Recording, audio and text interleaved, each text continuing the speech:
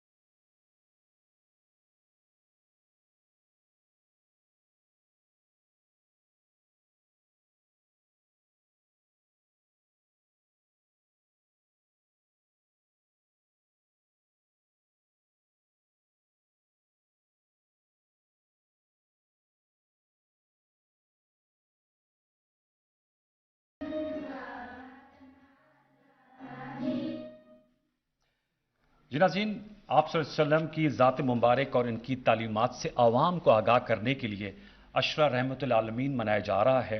اس سلسلے میں وزارت اطلاعات و نشریات، وزارت مذہبی امور اور وزارت تعلیم کے مشترکہ تعاون سے ایک پلان آف ایکشن ترتیب دیا گیا ہے، مربوط پلان بنایا گیا ہے۔ میں اس سلسلے میں اس کی تفصیلات جاننے اور عوام تک پہنچانے کے لیے دعوت خطاب دوں گا۔ وفاقی وزیر برائے مذہبی امور و بین المذاہب ہم آہنگی محترم نور الحق قادری صاحب کو کہ اسٹیج پہ تشریف لائیں اور تفصیلات شیئر کریں۔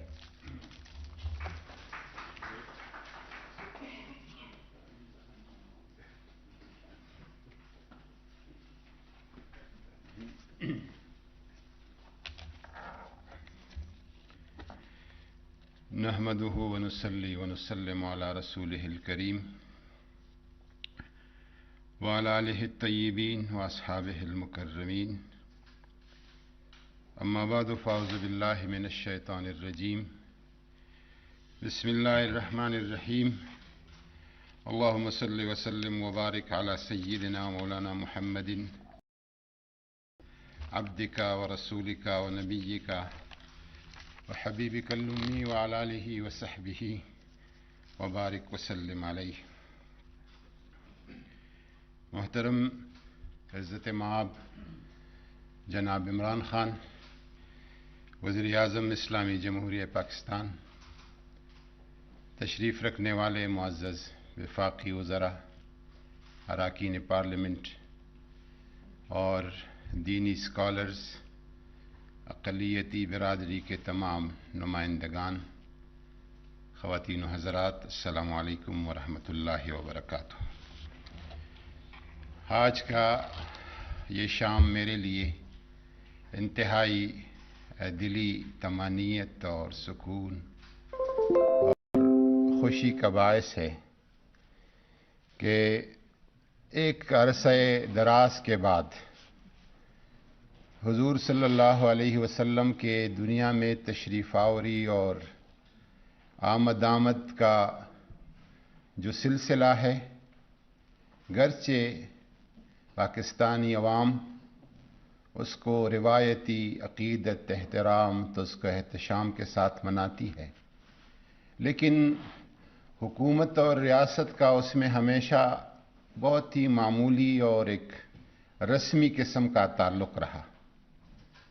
اور اس دفعہ وزیر اعظم صاحب بذات خود اس پوری کمپین کو لیڈ کر رہے ہیں اور گزشتہ ایک مہینے میں متعدد بار بذات خود اپنے ملٹری سیکرٹری اور سٹاف کے ذریعے سے کہ کیا ہو رہا ہے، کیا کر رہے ہیں، کیا انتظامات ہوں گے، کیا تقریبات ہوں گی، یہ میرے خیال میں عالم اسلام کے لیے بھی اور اس ملک کے لیے بھی ایک انتہائی نیک شگون ہے۔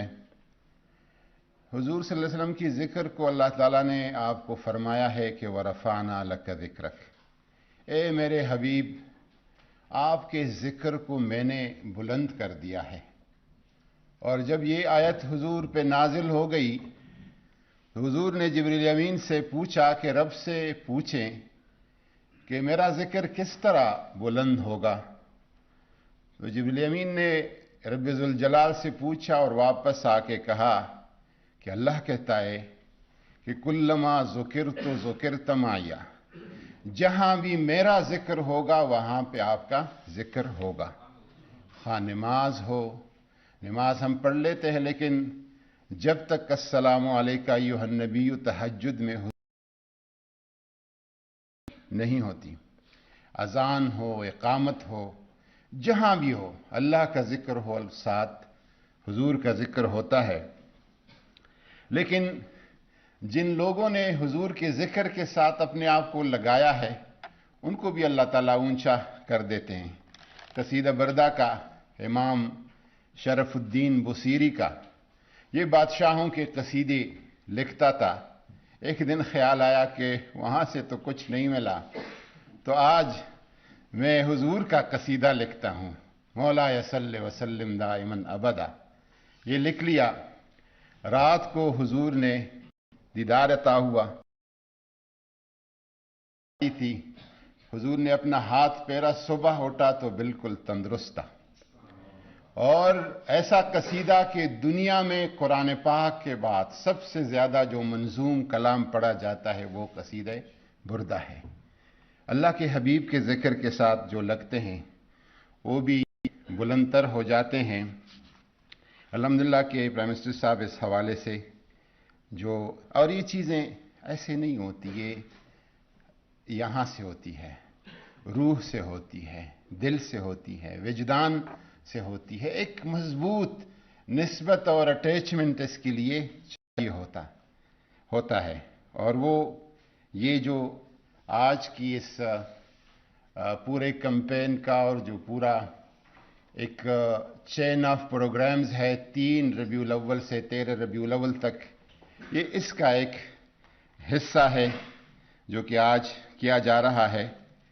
میں تھوڑا سا اس پروگرامز کے بارے میں بتاتا ہوں، لیکن سیرت النبی صلی اللہ علیہ وسلم لوگوں کو بتانا، سمجھانا اور اس کی تعلیم اس لیے ضروری ہے کہ زاد المعاد علامہ ابن قیم بہت بڑی شخصیت گزرے ہیں، ان کی کتاب ہے، اس میں وہ لکھتے ہیں کہ اگر کوئی مسلمان ابدی سعادت اور نجات چاہتا ہے تو اس کے سوا کوئی راستہ نہیں ہے اس کے کہ حضور صلی اللہ علیہ وسلم کی زندگی کو پڑھے اور اس کی پیروی کرے۔ اس لیے وہ کہتے ہیں کہ نجات حاصل کرنے کے لیے اور ابدی سعادت حاصل کرنے کے لیے حضور صلی اللہ علیہ وسلم کی سیرت کا مطالعہ اور اس کی سنت پر عمل درآمد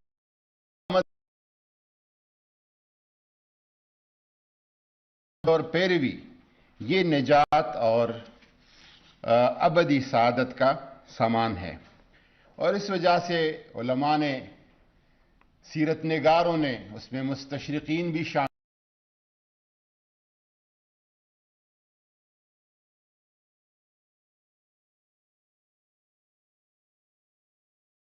یہ سارا جو ہے حضور صلی اللہ علیہ وسلم کی سیرت کی طرف ہمارے نوجوانوں کو یہ لے جائے گا۔ اس دفعہ جو عشرہ ربیع الاول یا عشرہ رحمت للعالمین کو 3 ربیع الاول آج کے دن سے 13 ربیع الاول تک ایک منظم پروگرام بنایا گیا ہے، اور اس پروگرام میں بہت ساری چیزیں جو ہے اس کا حصہ ہے۔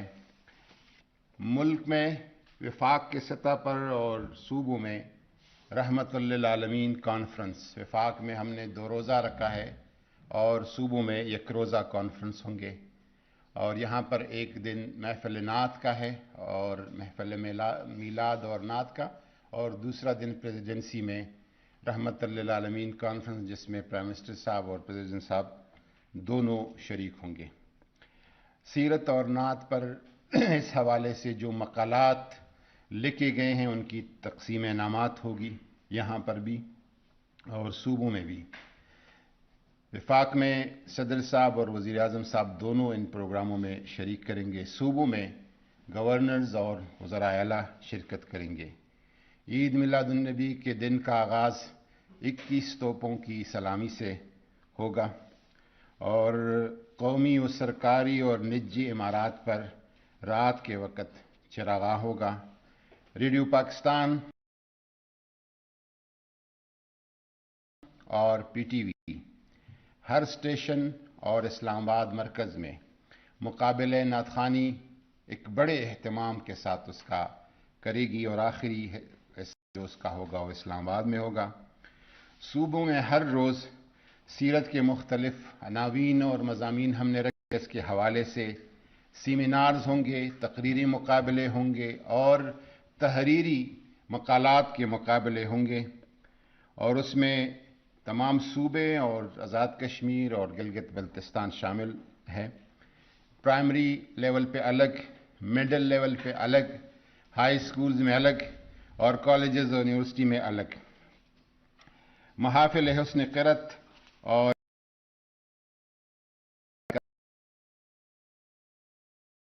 مقابلوں کا اہتمام کیا گیا ہے، اور ڈسپلے سیرت کے بینرز اور اشتہارات یہ اس میں لگائے جائیں گے۔ وزارت مذہبی امور، اطلاعات و نشریات اور وزارت تعلیم کا ایک ورکنگ گروپ بنایا گیا ہے ایڈیشنل سیکرٹریز لیول کا، جو کہ ہر روز اس پہ فالو اپ جو ہے وہ دیکھی گی اور صوبوں کے ساتھ مسلسل ان کا روابط ہے اور مختلف منسٹریز آرگنائزیشن کے ساتھ محافل میلاد، نعت اور رحمت للعالمین سیمینارز ساتھ اور صوبوں میں بھی وفاق اور صوبوں کے تمام وزارتوں کا، اٹیچ ڈپارٹمنٹس کا، آٹونومس باڈیز کا، وہ اپنی طور پر محافل میلاد اور رحمت للعالمین کانفرنس منعقد کریں گی. تمام قومی جلدی صاحب رابطہ کریں گے، اسپیشل ایڈیشن نکالیں گی. تمام پرائیویٹ چینلز اور P T V special programme منعقد کریں گی. کتابوں پر ڈسکاؤنٹ ہوگا اور اقلیتوں کی طرف سے بھی اس دفعہ کراچی میں، اسلام آباد میں اور لاہور میں محافل میلاد کا انعقاد ہوگا، جس میں مسلمان اور تمام اقلیتیں شریک اقلیتیں ہوں گی. اس کے لیے تقریباً 17-18 ہم نے عناوین اور مضامین رکھے ہیں بحیثیت معلم اخلاق، حضور صلی اللہ علیہ وسلم رسول رحمت، بچوں سے پیار، محسن النسوان، اقلیتوں کے ساتھ سلوک، آپ کی میانہ روی، آپ کا عفو درگزر، محتاج اور محروم طبقات کا غم گسار، حیا و عفت، توکل و قناعت. تقریباً 18 ٹاپک جو ہے ہر روز کے لیے ایک ایک 2 ٹاپک ہم نے اس کے لیے منتخب کر دیے ہیں. انشاءاللہ تعالی اس سے جو خیر پہنچے گا اور جو لوگوں کو منفعت ہوگا اور جو حضور صلی اللہ علیہ وسلم کی ذات کی طرف لوگوں کی توجہ اور وابستگی ہوگی، پرائم منسٹر صاحب یہ آپ کا صدقہ جاریہ ہوگا. وما علینا الا البلاغ. بڑے خوبصورت انداز میں وفاقی وزیر نور القادری صاحب نے احاطہ کیا سیرت النبی کا. عشق و مستی میں وہی اول وہی آخر، وہی قرآن وہی فرقان وہی یاسین وہی طٰہٰ.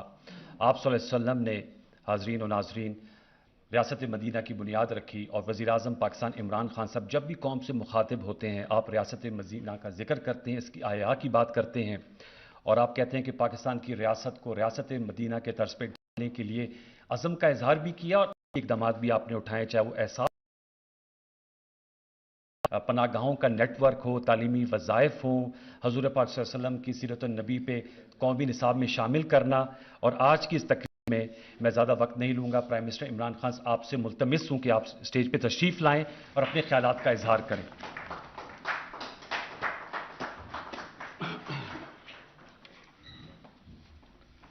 بسم اللہ الرحمن الرحیم. ایاک نعبد و ایاک نستعین. میں چاہوں گا کہ پہلے عبد القدیر خان کے لیے ہم دعا کر لیں. بہت عظیم پاکستانی تھے.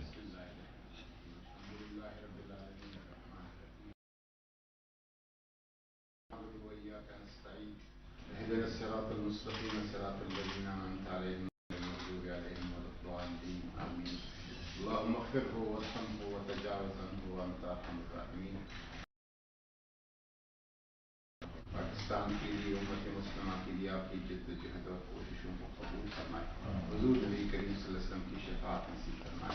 صلی اللہ علیہ وسلم. اچھا جی، آج میں بڑا ایک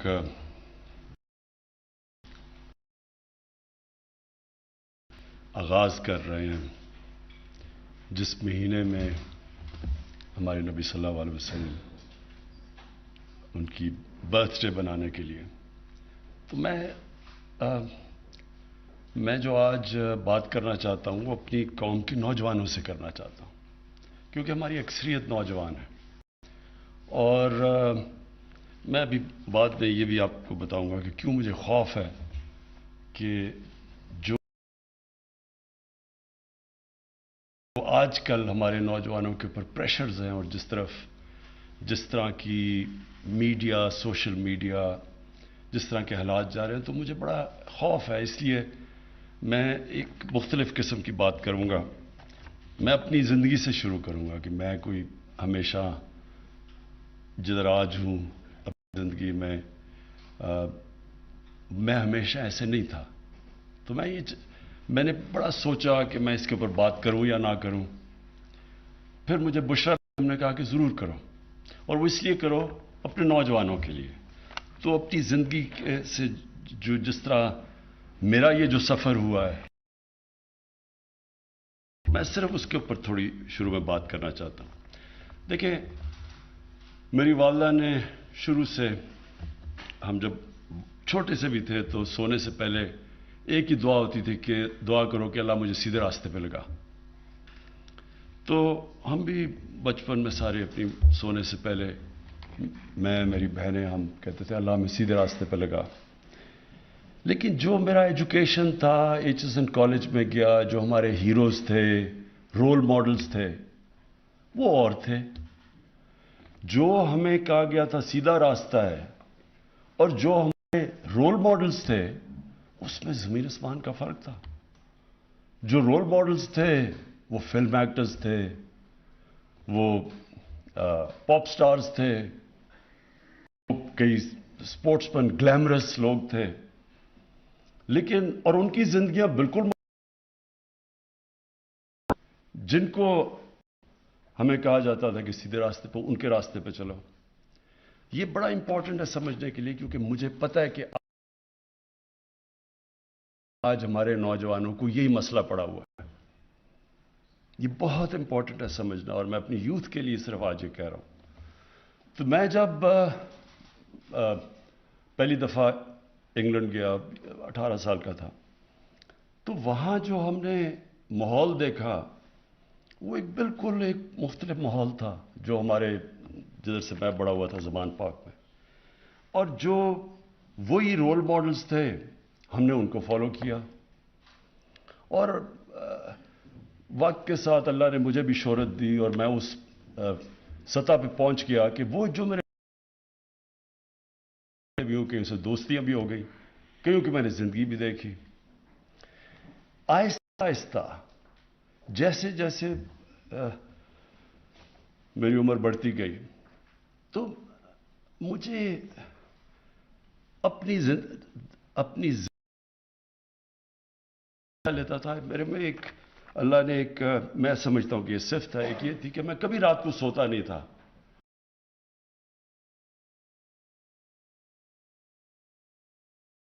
جب تک میں وہ دن کا جائزہ نہ کر لوں کہ آج میں نے دن میں یہ کیا، کیا کھویا، کیا پایا. اپنی یہ جو اپنی زندگی کی کرٹیک کرتا تھا، ہمیشہ اپنا تجزیہ کرتا تھا. تو وہ ساری، تو میں نے جب وہ دیکھا کہ میرے جو رول ماڈلز تھے، یا جو جن کو میں سمجھتا تھا کہ بڑی گلیمرس زندگی ہیں، جب میں نے ان کو قریب سے دیکھا،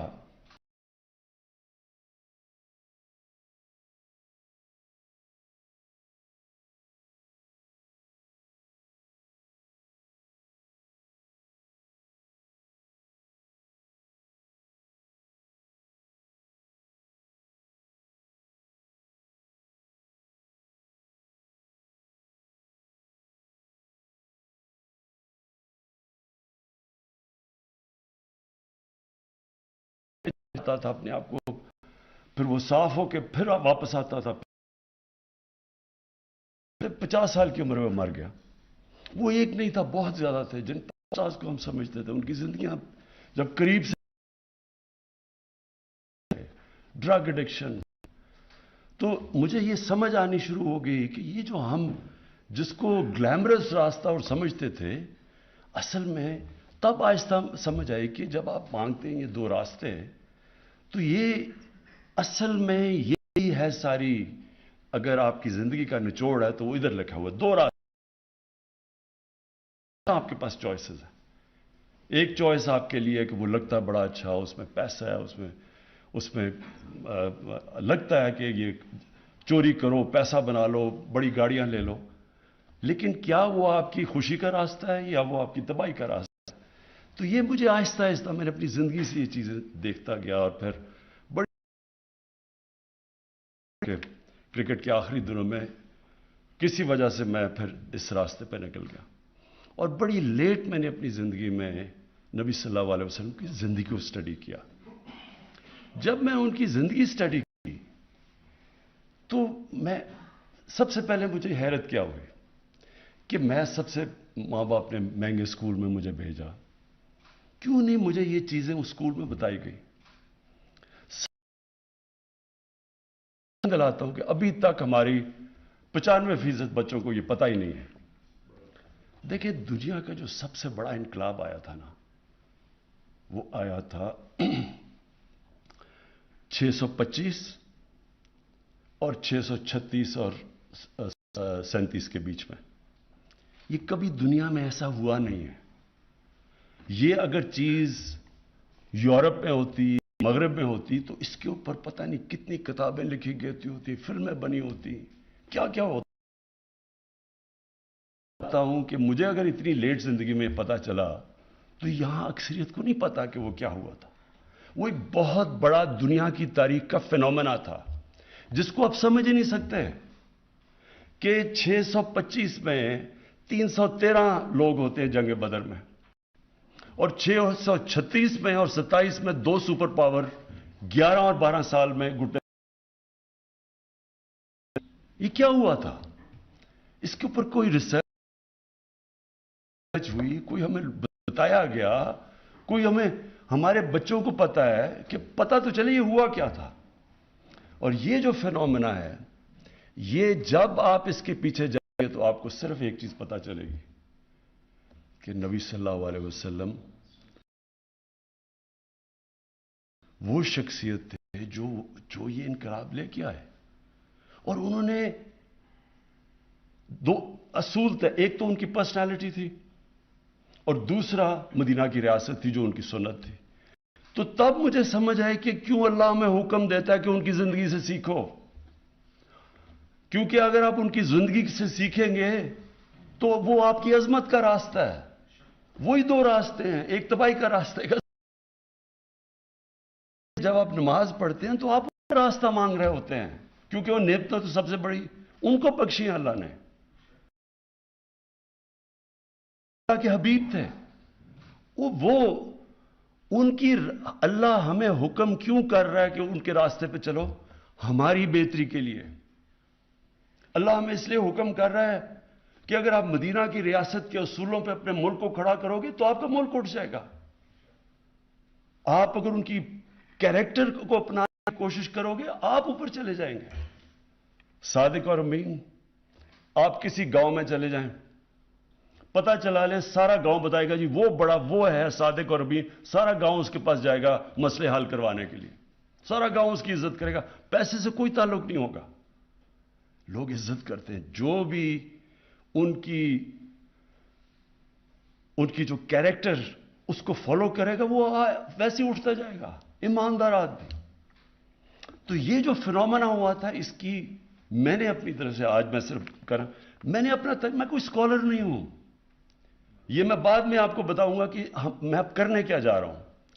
کہ ان کی زندگی ہم ربیع الاول بناتے ہیں، ہم خوشیاں مناتے ہیں، ہم پٹاخے آتش بازی ہو جاتی ہے، لیکن کیا ان کی جو زندگی سے اس کے اوپر ہم عمل کرنے کی کوشش کرتے ہیں یا نہیں کرتے؟ ہم سارا یہ ایسے ہے کہ قرآن شریف آپ نے گھر میں رکھی ہوئی ہے، سارے اس کو بڑے ادب سے اٹھا رہے، پڑھ ہی نہیں رہے کہ اندر لکھا کیا ہوا ہے. اسی طرح ان کی زندگی جب ہم ان کے لیے جان دینے کے لیے تیار ہو جاتے ہیں، لیکن ان کے کیریکٹر سے تو سیکھیں. کیا ان کو ہم کیریکٹر کو اپنا رہے ہیں یا نہیں اپنا رہے؟ اللہ کا حکم ہے کہ ان کی سنت پہ چلو. تو میں نے جو دیکھا سب سے پہلے کیا چیز کہ یہ فینومینا کیا تھا. میں کوئی اسکالر نہیں ہوں. سب سے بڑی بات رحمت العالمین، سب انسانوں کے لیے رحمت لے کے آئے تھے. رحمت المسلمین نہیں تھے وہ. یہ بہت امپورٹنٹ ہے سمجھنے کی آپ کو بات. انہوں نے جو ان کی وہ چیزیں کر رہے تھے انسانوں کے لیے کر رہے تھے.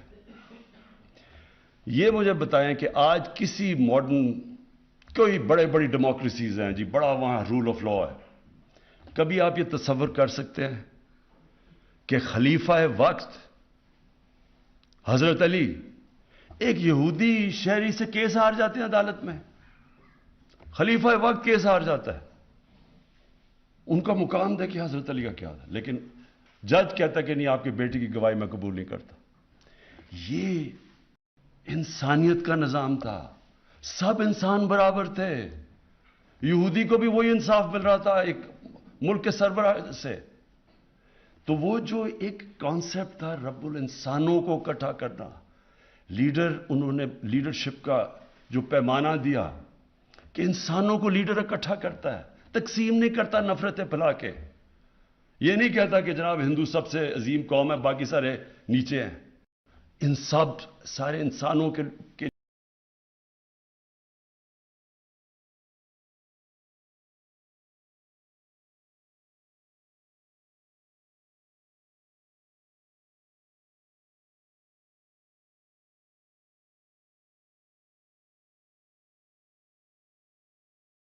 انسان نے یہ تو نہیں کیا. انسان کی لالچ، اس کی ہوس، ہم نے دنیا سے اتنا ظلم کیا کہ آج ہمارا موسم بدل رہا ہے جس کے پتہ نہیں اب کیا اثرات ہونے والے ہیں. لیکن انہوں نے تقریباً 1500 سال پہلے کہہ دیا تھا کہ دنیا میں اس دنیا کے لیے ایسے رہو.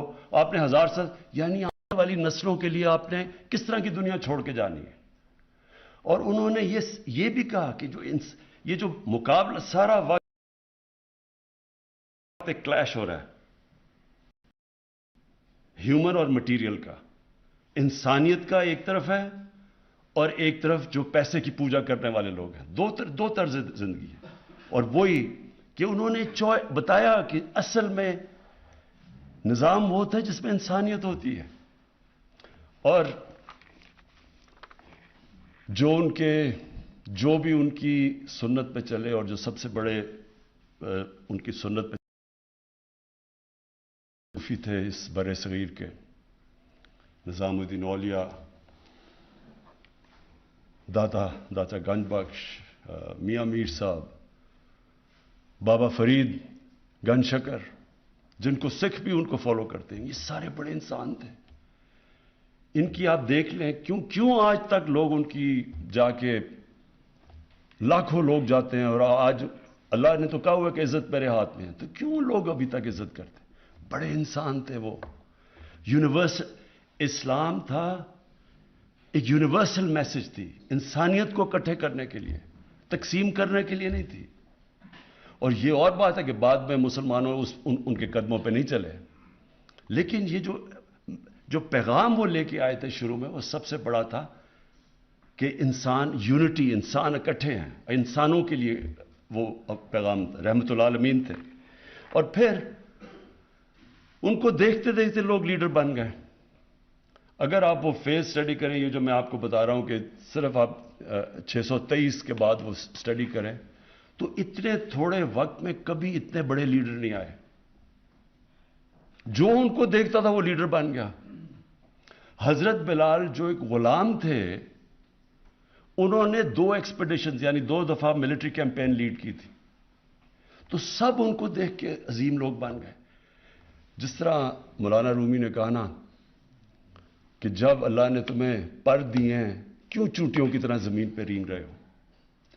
انہوں نے انسان کی جو اشرف المخلوقات، اللہ کی سب سے عظیم مخلوق، اس کا پوٹینشل نکال کے رکھ دیا. کوئی آپ ایکسپلین کر ہی نہیں سکتے کہ کیسے ایک دم ساری دنیا میں وہ چھا گئے. منگولین نے بھی بڑی تیز 50-60 سال میں آدھی دنیا پہ قبضہ کر لیا تھا، لیکن ان کے پاس ایک ایسی وار مشین تھی. انہوں نے جدید ان کی جو کمان تھی انہوں نے ایک ایسے لے کے، وہ دنیا میں کبھی تھی نہیں. ان کے گھوڑے، ان کی وار ٹیکنیکس تھی. ان کے پاس تو کچھ نہیں تھا، کوئی ایکسپلینیشن نہیں ہے کہ ایک دم ساری دنیا پہ چھا گئے. تو سب سے پہلی وجہ یہ تھی کہ انہوں نے اصل میں دین تھا انسانیت کے لیے. زیادہ تر تو شروع مسلمان تو اقلیت میں تھے.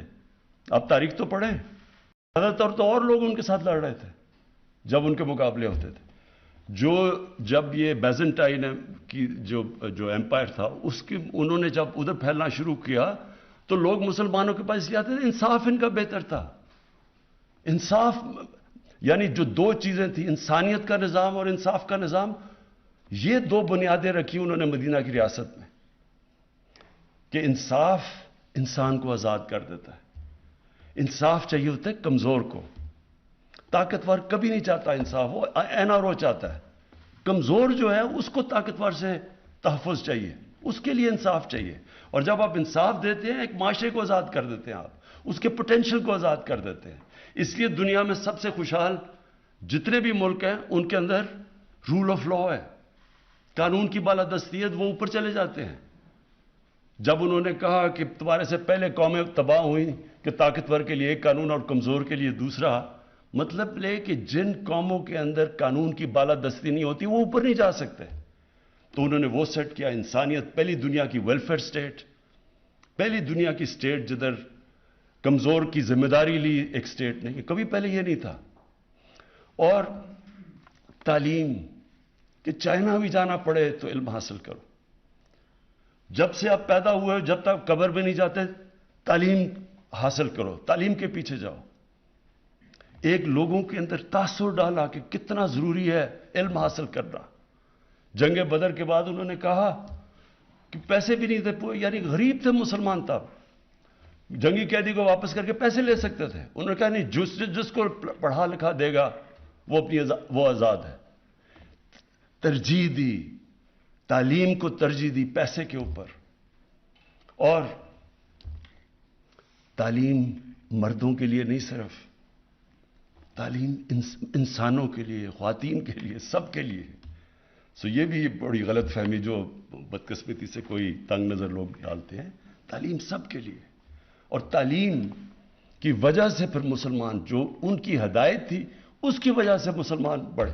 اور پھر آپ سارے ٹاپ سائنٹسٹ دیکھ لیں, جتنے بڑے بڑے نام تھے اگلے 500-600 سال تک, وہ ساروں کا بالکل ان کی زندگی اس کے اوپر بھی پورا تجزیہ قرآن کے اوپر بھی تھا, اور پھر وہ سائنٹسٹ بھی تھے. اس کے علاوہ جو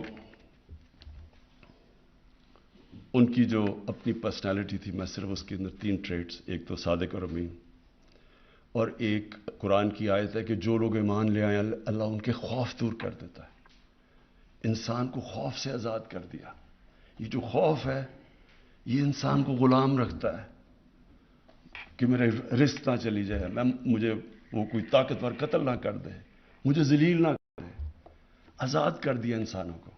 تو یہ جو فنومنا ہے, میں یہ چاہتا ہوں, اور میں بعد میں کہوں گا کہ ہم نے کرنا کیا, یہ سارے ہمارے اسکولوں کے اندر بچوں کو سمجھنا چاہیے.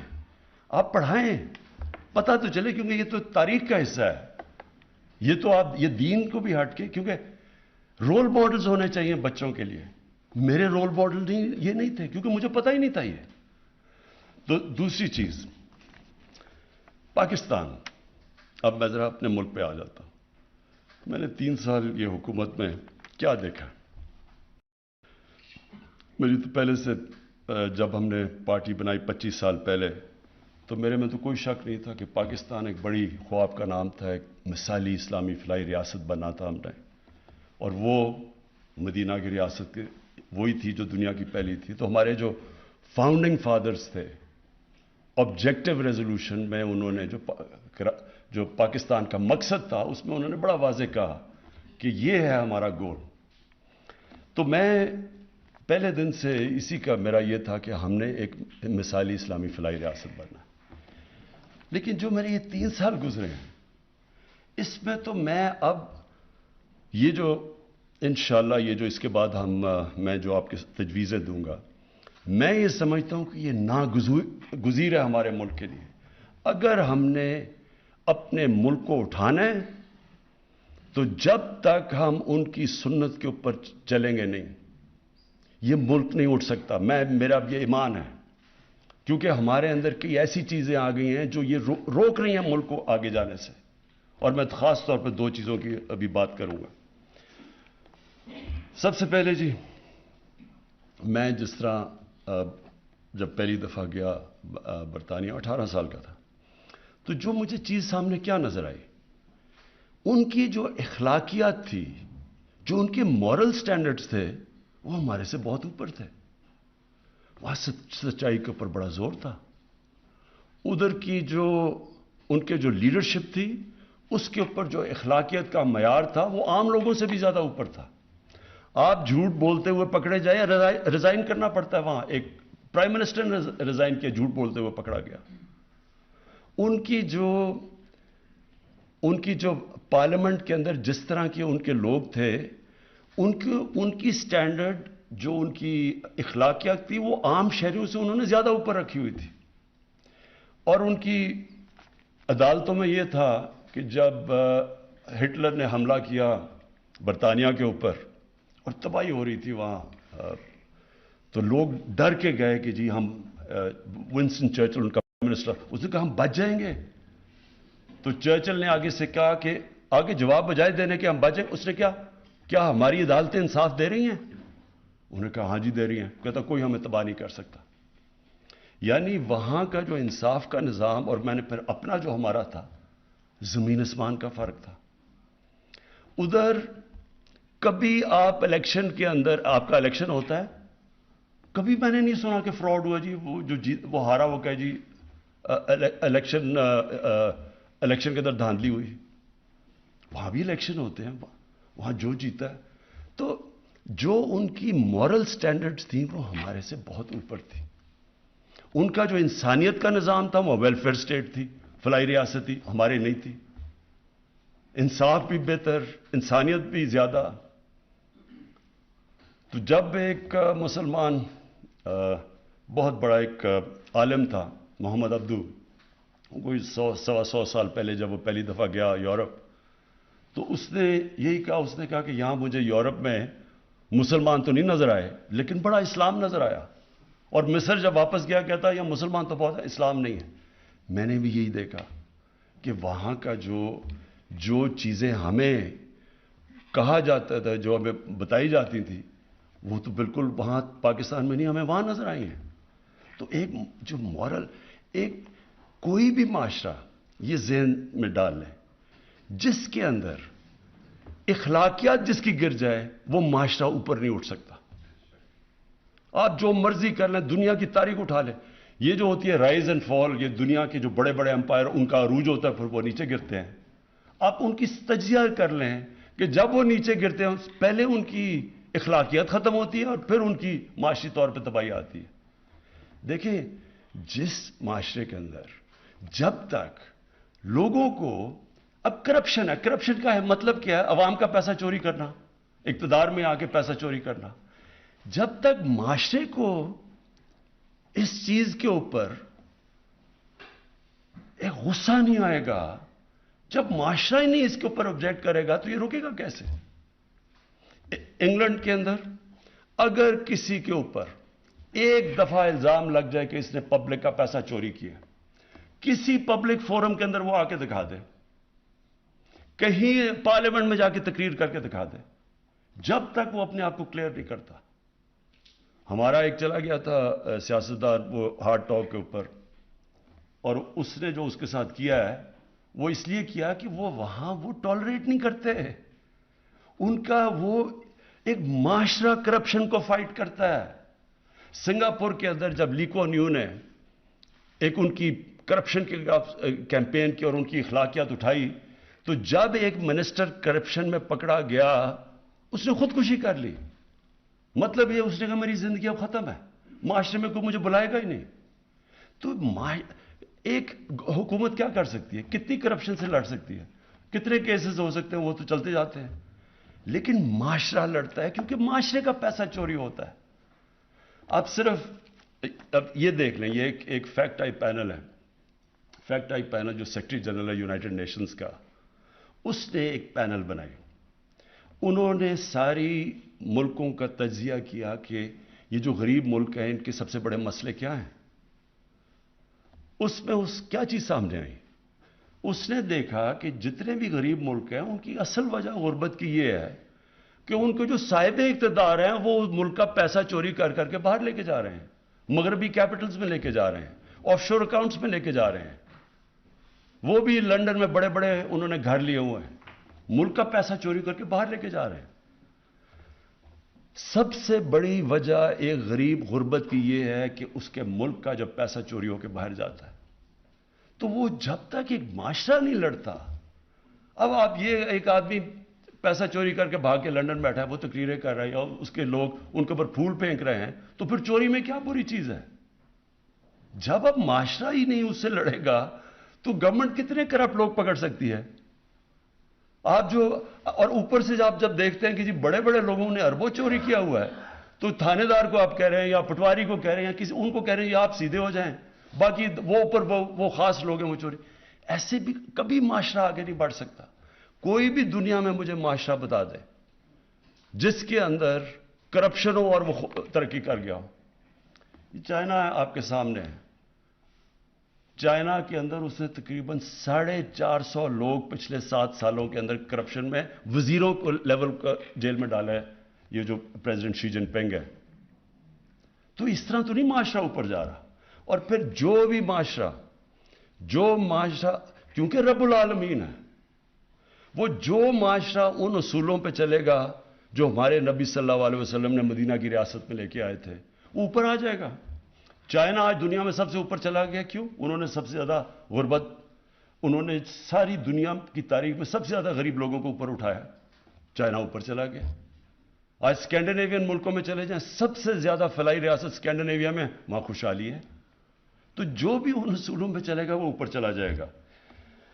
फिर जी, अब इलेक्शन की मैं बात कर रहा था। अब इलेक्शन क्या, 1970 के बाद सारे इलेक्शन में जो हारता कहते धांधली हो गई। ये पहली दफा है कि गवर्नमेंट ने फैसला किया कि हम वो सिस्टम चेंज करते हैं। हुकूमत में होते हैं, क्योंकि जब हुकूमत में आते हैं ना, सारे पहले कहते हैं धांधली, जब हुकूमत में आते कुछ नहीं करता।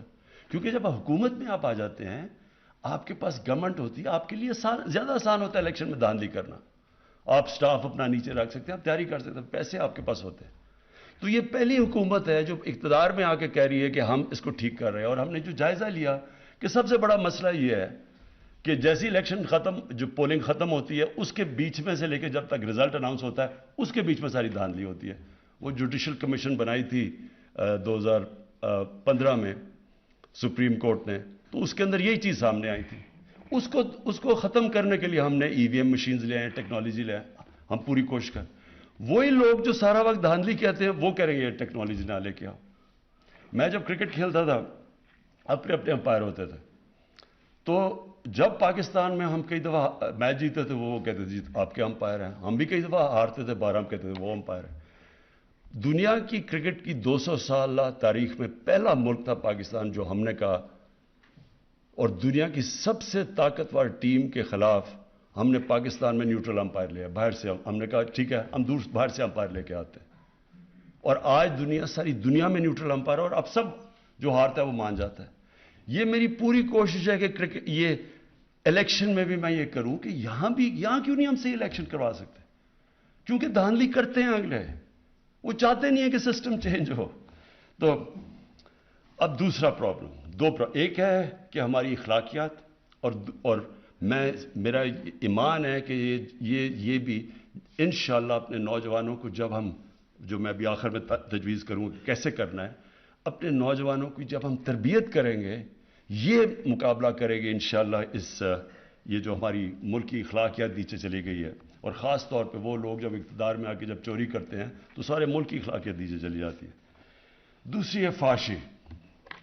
अब देखिए, ये जब इंसान फाशी की बात करता है तो यहां एक तबका है, कहता वो अपने आप को लिबरल है, वो शोर मचा देता है कि जी देखिए बहुत बड़ा जुल्म हो गया, ये क्या बातें कर रहे हैं, ये पता नहीं हमें पीछे लेके जा रहे हैं, किस तरह की बातें कर रहे हैं। और वो कहते अपने आप को लिबरल है। देखो, मैं 18 साल की उम्र में जब आ गया तो मैं फिर से आपको बताऊं कि इंग्लैंड में उस वक्त एक बड़ी तब्दीली आ रही थी। एक sex, drugs and rock and role revolution थी जो आ रही थी, और वो उसने उनका सारा माशरा तब्दील कर रहा था। तो मैं अपने ये जो लोग हैं यहाँ, क्योंकि ये मगरबी माशरे को जानते नहीं है, मैं वो आदमी हूं जो अंदर रह चुका हूं, जिसको अपनाया, जिसकी बच्चे भी वहां हैं, मैं उसको अंदर बाहर से जानता हूं। और मैंने अपनी आंखों के सामने उस माशरे के अंदर चेंज आते देखा। वो क्या चेंज था? जब आप माशरे में जो sex, drugs and rock and role का मतलब कि उन्होंने फांसी आम कर दी। पहले फिल्म्स होती थी अडल्ट ओनली, वो आहिस्ता आहिस्ता उन फिल्मों के अंदर वो चीजें आनी शुरू हो गई जो पहले नहीं आती थी। जैसे जैसे उसमें वो जो इंग्लैंड का, जैसे सोसाइटी परमिसिव होती गई, फांसी बढ़ती गई, उसका डायरेक्ट इंपैक्ट पड़ा उनके फैमिली सिस्टम के ऊपर, खानदानी निज़ाम के ऊपर डायरेक्ट। जब कोई वजह है ना, मैं ये चाहता हूं कि हमारे मुल्क में रिसर्च क्यों नहीं हुई अभी तक, क्यों नहीं हमारे स्कॉलर्स ने बैठ के देखा कि क्यों ये पर्दे का कॉन्सेप्ट है क्या? पर्दा सिर्फ ये नहीं कि औरत अब पर्दा कर ले, یا آدمی کپڑے. پردہ ایک اوور آل کانسیپٹ ہے کہ معاشرے میں فیملی سسٹم بچانے کے لیے آپ کو کرنا چاہیے. یہ ہمارے اسکالرز کو کرنا چاہیے تھا, کیونکہ جیسی جیسی مغربی انفلوئنس آ رہا ہے, یہاں ایسے لوگ ہیں جو پورا وہ اپنا لیتے ہیں مغربیت. یہ نہیں ان کو پتا کہ اس کے اثرات کیا ہوتے ہیں. ہمارے یہاں اسکالرشپ ہونی چاہیے تھی جو بتائے کہ اس کے اثرات کیا ہے. ڈائریکٹ امپیکٹ ہماری آنکھوں کے سامنے 14 شادیوں میں صرف ایک طلاق ہوتی تھی جب میں گیا 1971 میں, اور دیکھتے دیکھتے آج 70% شادیاں ہوتی ہیں طلاقوں کے اندر.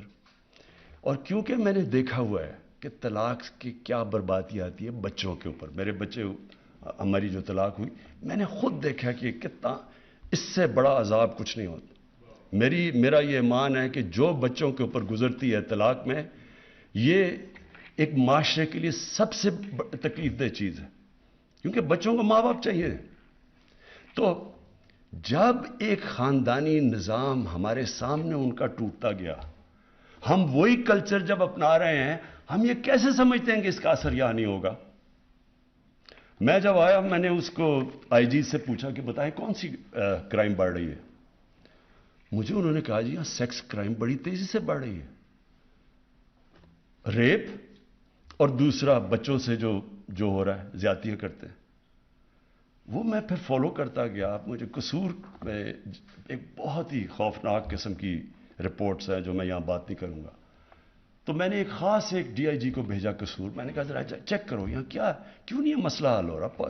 اگر تھوڑے سے لوگ ہیں پکڑ کے ان کو اندر ڈالو. اس نے جو مجھے رپورٹ دی, یعنی تکلیف ہوئی مجھے جس سطح پہ وہ پہنچ چکی ہے. پھر خیر ہم نے کوشش کی کہ ٹیچرز کو, پروفیسرز کو, لوگوں سے بات کریں, اس کو فائٹ کریں.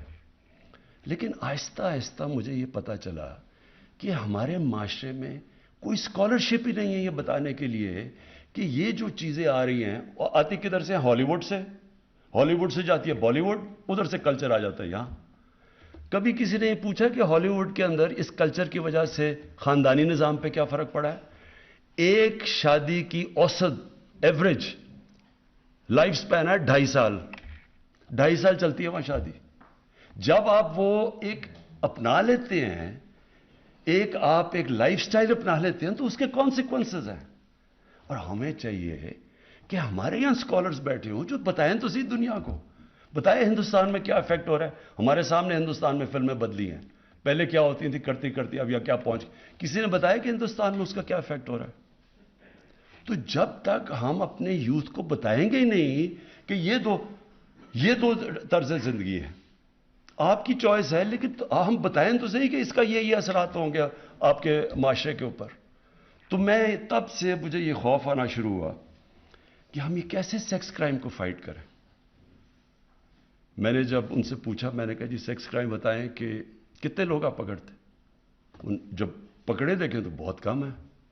اس نے کہا, آئی جی نے کہا, جی لوگ شرم سے نہ عورتیں بتاتی ہیں نہ بچوں, خاندان بتانا چاہتے ہیں کہ جی ہوا کیا ہے. ایک بڑا ریپ کیس ہوا, میں خود فالو کر رہا تھا اس کو. میں نے آئی جی سے پوچھا کیوں یہ آدمی یہ نکل کیوں گیا. کہتا جی وہ جو خاتون ہے وہ کہتی ہے میں نے نہیں اس کے رپورٹ درج کروانی. اس کو اتنی شرم ہے, وہ دبانا چاہتی ہے. تو گورنمنٹ کیا کرے پھر, آپ ایکشن ہی نہیں لے سکتے ان کے اگینسٹ. تو کرپشن, اس سے بھی معاشرہ لڑتا ہے, قانون سے نہیں آپ لڑ سکتے. اور یہ جو سیکس کرائم پھیلتی جا رہی ہے, یہ معاشرہ اس کا مقابلہ کرتا ہے. اس پہ سارے معاشرے کو فیصلہ کرنا پڑتا ہے. اور اس کے اندر ہماری اسکالرز کی, ہمارے عالم کی بہت بڑی اب ذمہ داری آ گئی ہے. موبائل فون نے دنیا بدل دی ہے, پاکستان نہیں بدلا, دنیا بدل گئی ہے. بچوں کے پاس اب ان کے فون کے اوپر وہ مٹیریل ہے جو انسانی تاریخ میں کبھی بچے ایسی چیزیں نہیں دیکھتے تھے. یہ بہت بڑا چیلنج آ رہا ہے سامنے. اور میں کئی ماں باپ جو سن رہے ہوں گے ان کو پتہ ہے میں کیا باتیں کر رہا ہوں کہ کیا گزر رہی ہے ان کے گھروں پہ. اسکولوں کے اندر کیا ہو رہا ہے آج کل, ڈرگز کیسے اسکولوں میں چلی گئی ہیں. یہ صرف قانون سے نہیں لڑا جاتا, یہ معاشرہ لڑتا ہے. اور اس لیے میں واپس آ رہا ہوں کہ اس کا صرف ایک راستہ ہے کہ ہماری ساری قوم عشق کرتی ہے نبی صلی اللہ علیہ وسلم سے. ہم عشق کرتے ہیں ان سے, لیکن ان کی زندگی کی جو حکم ہے قرآن میں کہ ان کی سنت اپنی زندگی کے اوپر لاگو کرو, وہ تو کریں. وہ کر نہیں رہے ہم, اور کنفیوژن ہے ٹوٹل. ڈرامے جی ٹی وی کے اوپر میں آیا, میں نے لوگوں کو سمجھایا, میں نے کہا یہ تم ڈرامے, وہ سارا انڈیا, وہ بالی ووڈ سے ہالی ووڈ سے بالی ووڈ اور بالی ووڈ سے ادھر. میں کہا آپ کو نہیں پتا کہ اس کا کیا اثر ہو رہا ہے معاشرے پر؟ کہتا جی دیکھتا ہی کوئی نہیں ہے. اگر ہم یہ نہیں کریں گے تو لوگ. میں نے پھر جا کے پریزیڈنٹ اردوغان سے اس کا وہ جو ارطغرل ڈرامہ لے کے آیا یہاں, اس لیے لے کے آیا ان کو بتانے کے لیے کہ اس میں فحاشی نہیں ہے, وہ سب سے زیادہ دیکھا جاتا ہے. اور اس نے کیوں, پریزیڈنٹ اردوغان نے مجھے بتایا, اس نے کیوں وہاں ترکی میں شروع کیا, یہ پریزیڈنٹ اردوغان نے زور لگا کے یہ سارا کیا تھا, یہ بھی اور بھی ڈرامے. اس لیے کیا کہ وہاں تو اس سے بھی زیادہ برا حال ہے. وہاں بالکل ڈیوائیڈڈ ہے, ایک طرف مغربی تہذیب کے لوگ ہیں, دوسری طرف وہ دینی. تو وہاں تو اس نے کہا کہ یار ہمارے بچوں کو تو اپنی تاریخ کا ہی نہیں پتا. تو میڈیا کی بھی بہت بڑی ذمہ داری ہے.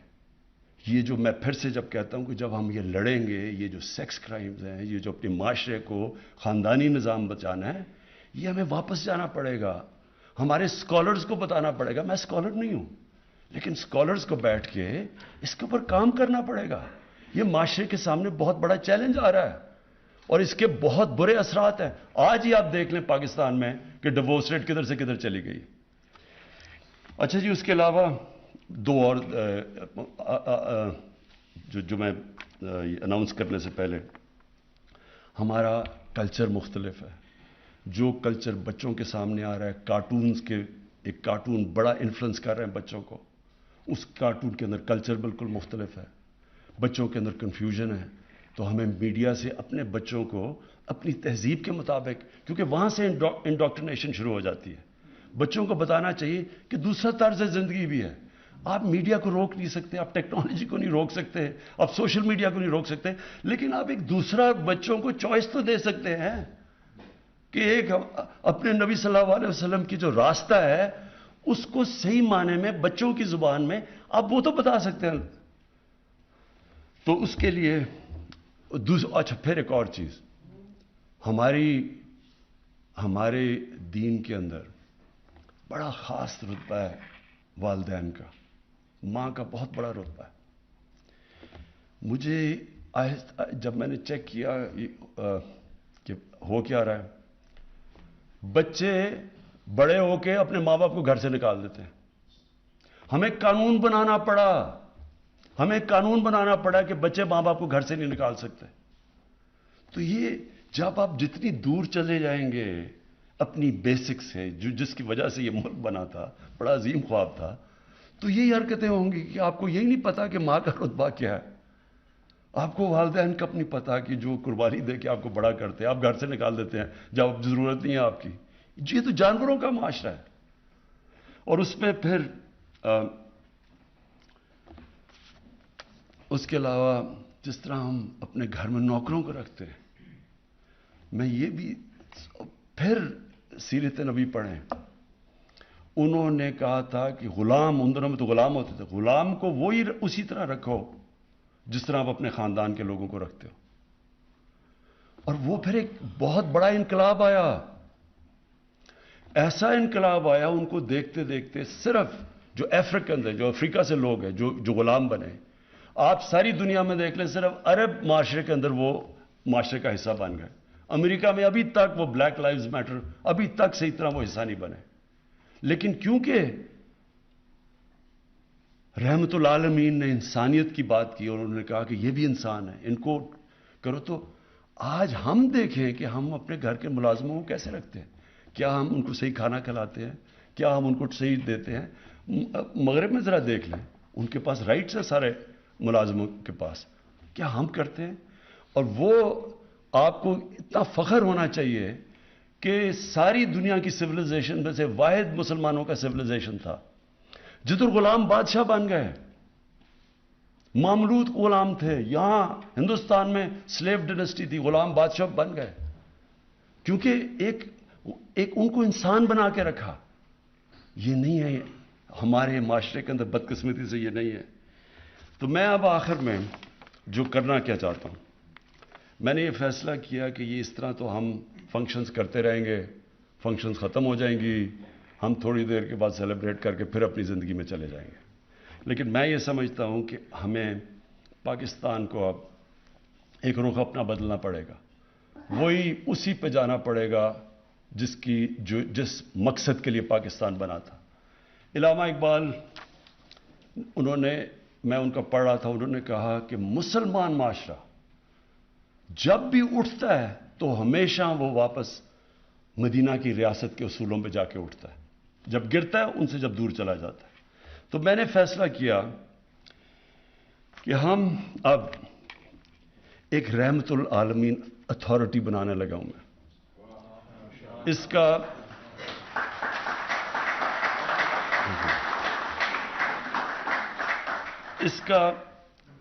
کا مقصد یہ ہے کہ ان کی زندگی اس اتھارٹی کے اندر اسکالرز ہوں گے جو کہ ان کا سارا وقت مقصد ہوگا کہ نبی صلی اللہ علیہ وسلم کی زندگی، بچوں کو کیا پڑھانی ہے، بڑوں کو کیا پڑھانی ہے، کیسے اپنی زندگی میں لے کے آنی ہے، ان کا ریلیونٹ کیسے کرنا ہے اپنی زندگی میں.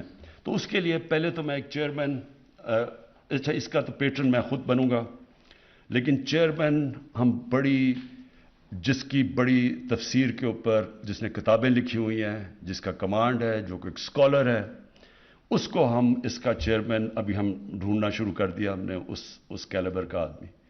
اس کے اوپر ایک انٹرنیشنل ایڈوائزری بورڈ بنے گا جس میں دنیا میں جو ٹاپ مسلمان اسکالرز ہیں ان کو ہم ایڈوائزری بورڈ کے اوپر لے کے آئیں گے.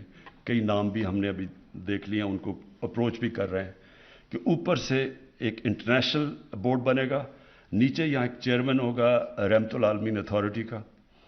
اور اس کا کام کیا ہوگا؟ اس کا کام یہ ہوگا کہ یہ اسلام کی جو مغرب میں بھی جو ہمیں ان کو سمجھ نہیں ہے کہ اسلام ایک پیار کا دین ہے، اسلام کا انسانوں کو اکٹھے کرنے کا، رحمت العالمین ایکسپلین کرے گا دنیا کو. تو یہ اتھارٹی میں بھی ہم ان کو اس اسٹیج پہ بٹھائیں گے کہ دنیا کو ایکسپلین کر سکیں کہ اسلام کیا ہے. بجائے یہ ہوتا ہے کہ وہاں کچھ ہو جاتا ہے، یہاں کے پتھراؤ شروع ہو جاتا ہے، یہاں شور مچ جاتا ہے، لوگ کہتے ہیں جی دیکھیں یہ کس طرح کے لوگ ہیں، ہم جواب بھی نہیں دے سکتے اور ان کی زبان میں بھی نہیں جواب دے سکتے کہ جو وہ سمجھیں کہ زبان کیا ہے. تو اس لیے یہ اتھارٹی کا، اس کے جو چیئرمین ہوگا، جو اتھارٹی، اس کا ایک یہ کام ہوگا کہ بتائے دنیا کو کہ اسلام ہے کیا. یہ ایک پیار کا دین ہے، اس میں تو جو ہمارے، اور جیسے وہ نبی صلی اللہ علیہ وسلم کی زندگی بتائیں گے لوگوں کو پتہ چلے گا کہ یہ تو ایک انسانیت کا دین ہے. اس کے بعد پھر اس کے اندر ایک اسکالر جو ہوگا، یہ سب اسکالرز ہوں گے. اس اسکالر کا کام ہوگا کہ اسکولوں کے جو کریکولم ہیں ان کو مانیٹر کرے، کیونکہ ہم نے 8، 9، 10 کتابوں میں اب سیرت نبی کا کورس شروع کیا. اس کو مانیٹر کیا جائے گا کہ کیسا پڑھ رہا ہے، اس میں کیا ہے، کوئی چینج کرنا ہے، کیونکہ وہ سارا ڈسکشن ہو رہی ہوگی اسکالرز کے ساتھ کہ ہم کیسے اس کو بہتر کر سکتے ہیں. اور ساتھ ہم پھر باقی دین بھی جو ہیں، جو ہمارے ہندو ہیں، سکھ، ان کو بھی ہم پڑھائیں گے، کیونکہ سارے دین بات تو انسانیت کی کرتے ہیں. تو اس لیے آپ کو بھی، ان کو بھی، ساروں کو ہم چاہیں گے کہ وہ بھی پوری طرح آگاہ ہو کہ اپنے دین سے کیا. اچھا، پھر یونیورسٹیز کے اندر یہی جو بورڈ ہوگا، اس میں ایک ہوگا کہ جو یونیورسٹیز میں ریسرچ کروائے گا. اب مثلا میں صرف یہ چاہتا نا، میں تو اسکالر نہیں ہوں، لیکن کوئی یہ ریسرچ تو کرے کہ 625 اور 636 میں کیا ہوا کہ ایک دم وہ اٹھ کے کہ دنیا کے پرائیویٹ سویلائزیشن بن گئے. وہ ریسرچ تو کرنی چاہیے، اس میں بڑے پہلو ہیں اس کے. میں تو موٹی موٹی آپ کو چیز بتا رہا ہوں، لیکن ہر معاشرے کے اندر یہ ریسرچ سب سے امپورٹنٹ ہے. اور یہ ہوتی ہے یونیورسٹیز کے اندر ریسرچ.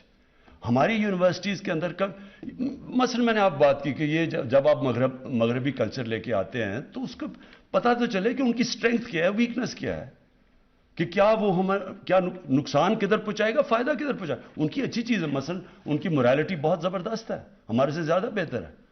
لیکن جدھر ہمارے معاشرے کو، خاندانی نظام کو کیا نقصان پہنچ رہا ہے، اس کا کام ہوگا کہ پھر اس میں یہ پوری طرح اس کے تحقیقات کریں یونیورسٹیز میں، ان کو پروجیکٹس دیں، ریسرچ کریں. دیکھیں ریسرچ بیسڈ چیزیں آنی چاہیے کہ کیا ہاں ہماری طلاقیں بڑھی ہیں یا نہیں بڑھی, کیا ہمارا اس کا کیا امپیکٹ ہو رہا ہے. یہ ریسرچ ہر معاشرہ ریسرچ کرتا ہے, یہاں کوئی ریسرچ ہی نہیں ہے. ہم انتظار کر رہے ہوتے جی ہمارا جو ایک طرف وہ جو میں کہہ رہا ہوں مغرب زادے ہیں, وہ مغربی تہذیب جو بھی وہاں سے آتا ہے وہ ٹھیک ہی ہوگا, کیونکہ انہوں نے ٹیکنالوجی میں اور سائنس میں آگے نکل گئے ہیں, تو باقی ساری چیزیں بھی لے لیں تحقیقات کیے بغیر, سوچے سمجھے بغیر. تو اس کا پھر کام ہوگا ریسرچ کا کہ ہم یونیورسٹیز میں ریسرچ کر کے لوگوں کو بتائیں کہ کیا ان کی اچھائی ہیں, کیا برائی ہیں, اور ہم کدھر غلط جا رہے ہیں, ہمارے کلچر کیسے آگے بڑھ سکتا ہے. پھر میڈیا, ایک اسکالر ہوگا جس کا صرف کام ہوگا میڈیا کا کہ مانیٹر کرے سوشل میڈیا, اس کے اندر ہم نے کیسے اپنے, کیونکہ ہم روک تو نہیں سکتے لیکن ہم آلٹرنیٹ دوسروں کو چوائسز دے سکتے ہیں. تو وہ ایک میڈیا کا وہ کرے گا, اور دوسرا ٹی وی کے اوپر, میڈیا کے اوپر, اور پھر پرنٹ کے اوپر. اور پھر کارٹونز, میں پھر سے کہتا ہوں یہ کارٹونز جو بچوں کو دکھائے جاتے ہیں اور جو بالکل ایک ایلین کلچر ہوتا ہے, یہ بہت بڑی انڈاکٹرینیشن ہو رہی ہے. تو ہم اگر ہم روک تو نہیں سکتے لیکن ہم اپنے تو بنائیں کارٹونز, اتنے میں تو ہمارے میں ہونی چاہیے کہ ہم اپنے بچوں کو اپنا کلچر سے بتائیں. اور پھر ایک اسپیشل پروجیکٹس کا ایک ہوگا اسکالر. اور میں کیا یہ کہہ رہا ہوں, عرس ہوتے ہیں ہمارے, لاکھوں لوگ آئے ہوئے ہوتے ہیں, وہ بھی دھمال بھی ہوتی ہے وہاں اور سب کچھ ہوتا ہے اور چرس بھی پی لیتے ہیں, لیکن یہی نہیں پتا کہ وہ جس کے لیے وہ کر رہے ہیں وہ کیا, اس کی کیا صفتیں تھیں, وہ کیوں اتنا بڑا عظیم انسان تھا. تو سارے آ کے شور کر کے چلے جاتے ہیں, کسی کو یہ نہیں پتا ہوتا کہ میاں میر نے کیا کیا. اور وہ جو بابا فرید کیوں گرو نانک بابا فرید کے مرید تھے, کیا وجہ تھی, ان کی کیا ٹیچنگز تھیں. تو یہ اسپیشل. پھر ہمارے ربیع الاول پہ, اس سے میں اب آگے جانا چاہتا ہوں. میں چاہتا ہوں کہ ہم دھوم دھام سے بنائیں, یہ بڑا خوشی کے دن ہے ہمارے, اور پوری طرح انشاءاللہ یہ ہم نے سب سے زیادہ سیلیبریٹ کرنا ہے ربیع الاول. لیکن اس کے اندر پھر پوری ایک انٹلیکچوئل ڈیبیٹ چلے. آپ کو پتہ ہے مسلمان جب عروج میں تھا, مجھے تو تکلیف ہوتی ہے کہ تو اپنی تاریخ پڑھ کے, کہ 800 کے اندر 90 ہمارے ہم مذہب محرم ہے, اس میں بھی بتائیں تو صحیح کہ وہ حضرت امام حسین کی قربانی کیا تھی, کیوں اصول زندگی سے زیادہ بہتر ہو سکتا ہے. یعنی میں چاہتا ہوں کہ اس کے اوپر اب اور لیول کے اوپر ہم لے کے جائیں اپنے ساری جتنے بھی ہماری دینی فنکشنز ہیں. ہر دین کی فنکشن کے پیچھے ایک فلسفہ ہوتا ہے. محمد سے میں آپ کو پردے کے پیچھے ایک فلسفہ ہے, کسی نے بتایا کہ کیا وجہ ہے, کسی نے کسی کو ایکسپلین کیا ہے. تو انشاءاللہ یہ ہماری ریسرچ کرے گی اور اسپیشل پروجیکٹس. آخر میں جی میں یہ چاہتا ہوں کہ ہمارا جو یوتھ ہے وہ اس کو وہ نہ اسے ہو جو میرے سے ہوئی جب میں پہلی دفعہ برطانیہ گیا. مجھے کوئی سمجھ نہیں تھی, میری کوئی گراؤنڈنگ نہیں تھی اپنے, مجھے اپنی نبی صلی اللہ علیہ وسلم کی زندگی کا کوئی صحیح معنی میں علم نہیں تھا. ہمارے لیے ہمارے انگلش میڈیم ایجوکیشن نے بیسکلی ہمارے تاثر یہ ڈال دیا کہ ہم سب پیچھے ہیں, ہمارا دین آؤٹ ڈیٹڈ ہے, ہمارا کلچر پیچھے ہے, اور جو بھی ہے تو وہ مغرب ہے. اور یہ بدقسمتی سے ابھی بھی ہمارے بچوں میں جس طرح کا سوشل میڈیا پہ کانٹینٹ آ رہا ہے, فلمیں آتی ہیں, سب کچھ آتا ہے. تو دیکھیں دین میں تو کوئی زبردستی نہیں ہے, قرآن کی تو آیت ہے, اللہ کا تو حکم ہے کہ دین میں زبردستی نہیں ہے. وہ کیوں نہیں ہے کہ پیغمبروں کے بھی بچے, ان کے اپنے بیٹے, حضرت نوح علیہ السلام کا اپنا بیٹا نہیں سیدھے راستے پہ لگا, تو ہم کس کو زبردستی سیدھے راستے پہ لگا سکتے ہیں؟ حضرت لوط علیہ السلام کی بیوی نہیں سیدھے راستے پہ لگی, تو ہم کون ہیں؟ تو دین میں زبردستی تو نہیں ہے, لیکن کم از کم ہمارے بچوں کو چوائس تو پتہ چل جائے گا. اگر یہ راستے پہ چلو گے تو یہ اس کے مسئلے ہیں, اور اگر اس راستے پہ چلو گے تو یہ ہے کہ یہ جو آپ قرآن میں آپ کہتے ہیں کہ اللہ مجھے ان کے راستے پہ لگا, نعمتیں جن کو بخشی, وہ نعمتوں کا راستہ یہ ہے, جو تباہی کا راستہ ہے وہ یہ ہے. پتہ تو چلے بچوں کو, چوائسز تو اپنے بچوں کے سامنے رکھیں. ابھی تک تو میں آپ کو یقین دلاتا ہوں کہ یہ میرے کئی ماں باپ اگر دیکھ رہے ہوں گے, ان کو پتہ ہے کہ وہ بچے, وہ جب ماں باپ کہتے ہوں گے نا کہ جی یہ تم یہ پڑھو, نماز پڑھو, وہ کہتے ہیں یہ پتہ نہیں کون سی باتیں کر رہی ہیں. میری والدہ جس کے میں بہت پیار کرتا تھا, وہ مجھے سارا وقت کہتی رہتی تھی, میں سمجھتا تھا ان کو کیا پتا، اب دنیا تو یہ آگے نکل گئی ہے، یہ تو پرانی باتیں کر رہی ہیں. میں تو یہ اندر سے ان کے سامنے والد صاحب کے ساتھ جمعے کی نماز میں بھی چلا جاتا تھا، یہ نہیں پتا کہ نماز میں پڑھ کیا رہا ہوں، کہ مانگ رہا ہوں سیدھا راستہ اور لگا ہوں دوسرے راستے پہ. اس لیے میں چاہتا ہوں کہ ہمارے بچوں کو یہ نہ ہو. میں چاہتا ہوں کہ جو ہمارا یوتھ ہے، جو ہماری فیوچر ہے، میں چاہتا ہوں کہ میری نوجوانوں کو سب کو پتا ہو کہ ہم ہیں کیا، یہ کیوں ملک بنا تھا. جو دنیا کا تاریخ کا سب سے عظیم لیڈر نہ کبھی آیا نہ کبھی آ سکتا ہے، جس کو اللہ کہہ رہا ہے اپنا رول ماڈل بناؤ، تو آپ اس کو رول ماڈل تب بنائیں گے آپ کو پتا تو چلے کہ رول ماڈل کی صفتیں کیا تھی. آپ جب تک ان کو یہی نہیں بتائیں گے کہ وہ کیسے اٹھا کے انہوں نے ٹوٹے پھوٹے عربوں کو دنیا کی امامت کروا دی، تو لوگوں پتا تو چلے لوگوں کو کہ وہ کیا صفتیں تھی. ہماری یونیورسٹیز میں، سکولز میں کبھی بھی جب تک ہم ان کو صحیح معنی میں اپنے نبی صلی اللہ علیہ وسلم سے عشق کرانے، ہم عشق کرتے ہیں نا، لیکن ان کی جب تک ہم بتائیں گے نہیں، لیڈر ہی نہیں بن سکتے، کیونکہ ان سے بڑا لیڈر آیا ہی نہیں. وہ کیسا لیڈر تھا جس کو دیکھ کے سارے لیڈر بن گئے. ایک کتاب ہے دی عرب کانکویسٹ، انگریز نے لکھی ہوئی ہے. وہ اس کتاب کے اندر بتاتا ہے کہ جو جنرل بنتا تھا وہ جا کے وہ کام کر دیتا تھا، یعنی کوئی سوچ ہی نہیں سکتا تھا، کسی کا نام بھی نہیں ہوتا تھا جا کے بڑا. یہ سوچ لیں کہ دنیا کی تاریخ کا خالد بن ولید شاید ہی دنیا کی تاریخ میں اتنا بڑا کوئی جنرل آیا ہو، وہ کبھی جنگ ہی نہیں ہارے تھے. حضرت عمر ان کو کہتے تھے کہ نہیں تم چھوڑو، کسی اور کو میں کمانڈ دینے لگا ہوں. تو یہ اتنے زیادہ عظیم لوگ کیسے بن گئے؟ اس کے اوپر تو ریسرچ کریں، بتائیں تو صحیح کہ وہ کیا صفتیں تھیں، ہمارے نبی کی کیا صفتیں تھیں کہ انہوں نے ساروں کو لیڈر بنا دیا. تو ہمیں تو سب سے بڑا مسئلہ پاکستان میں لیڈرشپ کرائسس ہے، ہمیں تو لیڈر ہی نہیں یہاں ملتے. اب جو پاکستان سے ہوا ہے یہ لیڈرشپ کی وجہ سے یہاں پہنچے ہیں. تو ان کی جب ہم بچوں کو، نوجوانوں کو، ان کو آگے سے جب، اور یہ تو ہم دھوم دھام سے مچائیں گے، اور میں اپنے سارے ایم این ایز کو، سارے منسٹرز کو کہہ رہا ہوں کہ اس ہفتے میں آپ نے پوری طرح شرکت کرنی ہے، حصہ لینا ہے، ایک ایسا ربیع الاول بنانا ہے جو کبھی پاکستان کی تاریخ میں نہیں بنا. یہ تو لیکن آگے ہم نے اس کو اس سے بھی اوپر لے کے جانا ہے. اور آگے میں یہ چاہوں گا سب سے زیادہ کہ اسکولوں کے اندر رٹانی بچوں کا، بچے کی دفعہ رٹ لیتے ہیں، باقاعدہ بچوں سے پتہ چلیں کہ کیا وہ سمجھ گئے ہیں کہ یہ کیا تھا عظمت کا راستہ.